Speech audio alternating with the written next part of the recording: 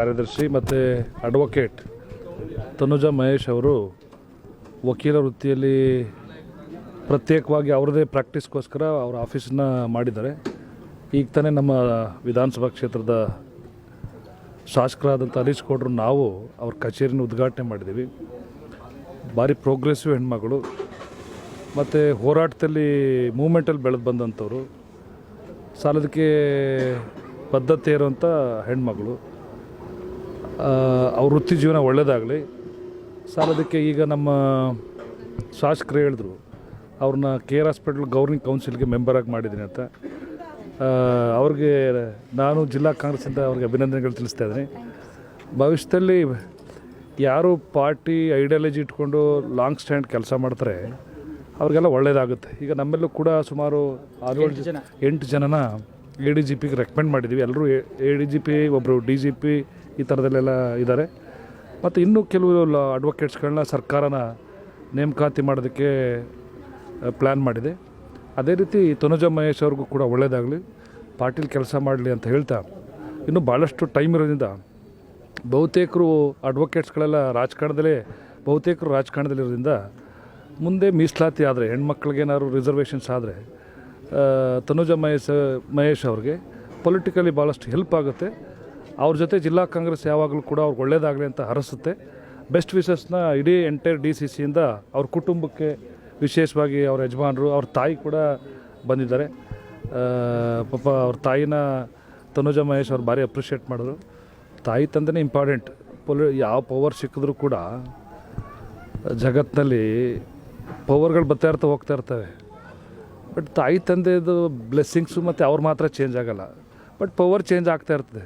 ತಂದೆ ತಾಯಿ ಜಗತ್ತಿನಲ್ಲಿ ನಮ್ಮನ್ನು ಆರಂಭದಿಂದ ಕೊನೆ ದಿನದವರೆಗೆ ಒಪ್ಕೊಳ್ಳೋದು, ಅರಸೋದು ತಾಯಿ ತಂದೆ. ಅದರಿಂದ ನನಗೆ ಖುಷಿ ಆಯಿತು ಅವ್ರ ತಾಯಿ ನೋಡಿ. ಅದರಿಂದ ನಾವೇನೇ ಕೆಲಸ ಮಾಡಬೇಕಾದ್ರು ಅಂತಂದ್ರೂ ತಾಯಿ ತಂದೆಯಿಂದನೇ ಆರಂಭ ಆಗಬೇಕು. ಅದೇ ಅವ್ರನ್ನ ಕಾಯುತ್ತೇವಿನ ಇನ್ನು ಬೇರೆ ಯಾವ ಐಡಿಯಾಲಜಿಗಳು ಕಾಯಲ್ಲ. ತನುಜಾ ಮಹೇಶ್ ವಕೀಲರು ಮತ್ತು ಕಾನೂನು ಸಲಹೆಗಾರ ಎಂಬ ಶೀರ್ಷಿಕೆಯಲ್ಲಿ ನಾನು ಈ ದಿನ ವಕೀಲರ ಕಚೇರಿಯನ್ನು ಓಪನ್ ಮಾಡ್ತಾ ಇದ್ದೀನಿ. ನಾನು ವಕೀಲರ ವೃತ್ತಿಗೆ ಬಂದು 2010ರಲ್ಲಿ ಬಂದಿದ್ದು. ಬಂದ ನಂತರ ನಾನು 1 ವರ್ಷ ಶ್ರೀರಂಗಪಟ್ಟಣದಲ್ಲಿ ಜಯಕುಮಾರ್ ಸರ್ ಅಂತ ಇದ್ದಾರೆ. ಸೊ ಅವರು ನನ್ನ ಮೊದಲ ಗುರುಗಳು ಅಂತ ಹೇಳಬೇಕು. ಅವರು ಬಹಳ ಚೆನ್ನಾಗಿ ನನಗೆ ವಿದ್ಯಾಭ್ಯಾಸ ನೀಡಿದ್ರು, ಅಂದರೆ ಕಾನೂನು ವೃತ್ತಿಯಲ್ಲಿ. ಅವರಿಂದ ನಾನು ಯಾವ ರೀತಿ ಒಂದು ಕಾನೂನು ರೀತಿ ಸಲಹೆ ಕೊಡ್ಬೋದು, ಯಾವ ರೀತಿ ಕೇಸ್ ತೊಗೋಬೋದು ಅನ್ನೋದನ್ನ ಬಹಳ ಚೆನ್ನಾಗಿ ಹೇಳ್ಕೊಟ್ರು. ತದನಂತರ ನನಗೆ 1 ವರ್ಷ ಆದ ನಂತರನೇ ನನಗೆ ಇಂಡಿಪೆಂಡೆಂಟ್ ಕೇಸ್ ಬರೋಕ್ಕೆ ಸ್ಟಾರ್ಟ್ ಆಯಿತು.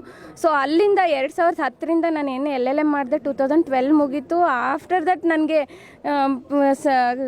ಕಂಟಿನ್ಯೂಸ್ ಆಗಿ ನನಗೆ ಓನ್ ಕೇಸ್ಗಳು ಬರೋಕ್ಕೆ ಸ್ಟಾರ್ಟ್ ಆಯಿತು. ಸೊ ಅಲ್ಲಿಂದ ಇಲ್ಲಿವರೆಗೆ ನಾನು ಏನಿದೆ ಮನೆಯಲ್ಲೇ ನಂದು ಒಂದು ಆಫೀಸ್ ಅಂತ ಮಾಡಿಕೊಂಡು ಅಲ್ಲಿಂದನೇ ನಾನು ವಕೀಲ ವೃತ್ತಿ ಶುರು ಮಾಡಿದೆ. ಈ ಒಂದು ಸ್ಥಳ ಏನಿದೆ ಇದನ್ನು ನಾನು ಸತತವಾಗಿ 3 ವರ್ಷದಿಂದ ನಾನು ಕೋರ್ಟ್ ಹಿಂಭಾಗನೇ ಮಾಡಬೇಕು, ಅದು KG ಕೊಪ್ಪಳಲ್ಲೇ ಬೇಕು ಅಂತ ಸತತವಾಗಿ ಹುಡುಕ್ತಾ ಇದ್ದಂಥ ಸಂದರ್ಭದಲ್ಲಿ ಎಲ್ಲೂ ಸಿಕ್ಕಿರಲಿಲ್ಲ. ಸೊ ಈ ಆಫೀಸ್ ನನಗೆ ಈಗ ಸಿಕ್ಕಿದೆ. ಇದು ಎಷ್ಟು ಹತ್ತಿರವಾಗಿದೆ ಅಂದರೆ 2 ಕೋರ್ಟ್ಗೂ ಸಹ ಮಧ್ಯದಲ್ಲಿದೆ, ಬಹಳ ಹತ್ತಿರವಾಗಿದೆ. ಮತ್ತು ಇದು ಈಗ ಚಾಮರಾಜಪುರಂ ರೈಲ್ವೆ ಸ್ಟೇಷನ್ ಏನಿದೆ ಅದ್ರ ಪಕ್ಕದ ಮುಂದೆನೇ ಇದೆ, ಮತ್ತು ಹಳೆ ಕೋರ್ಟ್ ನ್ಯಾಯಾಲಯದ ಹಿಂದೆನೇ ಇದೆ. ಸೊ ಇದು ನನಗೆ ಕಕ್ಷಿದಾರರಿಗೂ ಅನುಕೂಲ ಆಗುತ್ತೆ, ನನಗೆ ಸಹ ಒಂದು ಅನುಕೂಲ ಆಗುತ್ತೆ. ಸೊ ಮುಂದಿನ ದಿನಗಳಲ್ಲಿ ಅಷ್ಟೇ ನಾನು ನಮ್ಮ ಮನೆಯವ್ರು ಮಹೇಶ್ ಕುದೇರ್ ಇರ್ಬೋದು, ಸಾಮಾಜಿಕವಾಗಿ ನ್ಯಾಯ ಒದಗಿಸುವಲ್ಲಿ ನಾನು ಮಹಿಳೆಯರಿಗೆ ಒಂದು ನ್ಯಾಯ ಒದಗಿಸುವಲ್ಲಿ ಉಚಿತವಾಗಿ ಕಾನೂನು ಸಲಹೆ ಸೂಚನೆ ಕೊಡೋದು ಮತ್ತು ಪ್ರಕರಣಗಳನ್ನ ತಗೋತಾ ಇದೆ.